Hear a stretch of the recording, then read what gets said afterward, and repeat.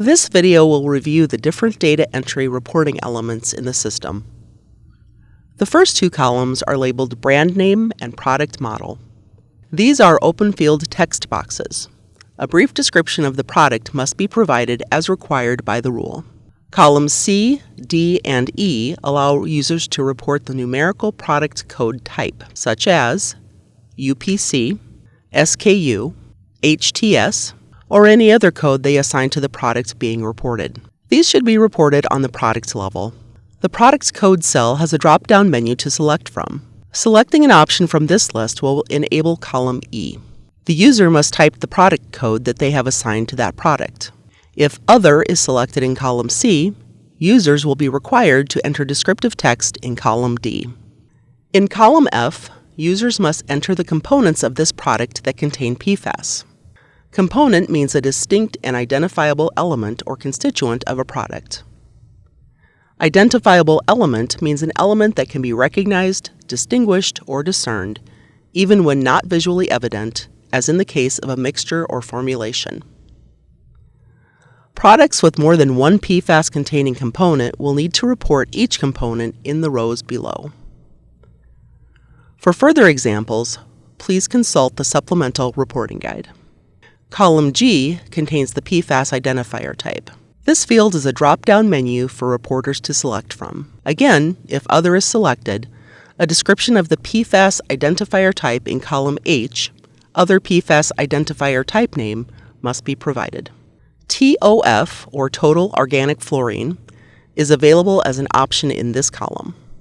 Select this to report TOF concentration results from testing if the specific PFAS chemical is unknown.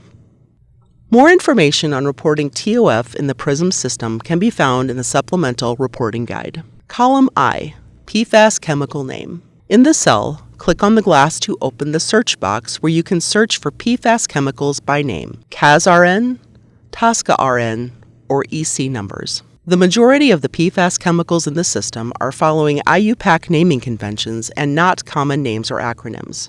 The MPCA recommends you search by CAS-RN, TSCA-RN, or EC numbers if you do not have the IUPAC name for your PFAS chemicals. Entering a chemical name or identifier number in the search bar will cause the drop-down list to populate with matching entries for you to select from.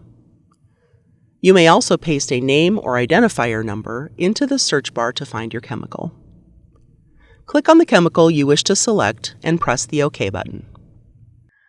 If an appropriate chemical name is not found in this list, email the PRISM administrators at pfasreporting.mpca@state.mn.us to add a new chemical to the system. The next column tracks the PFAS chemical function. This function is related to the chemical for the component being reported in this row. Select the magnifying glass to search the drop-down list or by typing a name. Typing will cause the options to populate with matching entries. Once the chemical function is selected, click OK to add it to the cell.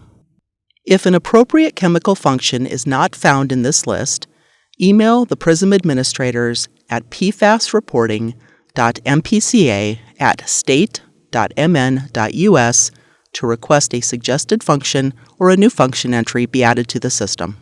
For more information on requesting new functions to be added to the system, please consult the supplemental reporting guide document. In column K, PFAS range, select the concentration for the PFAS chemical in the component being reported.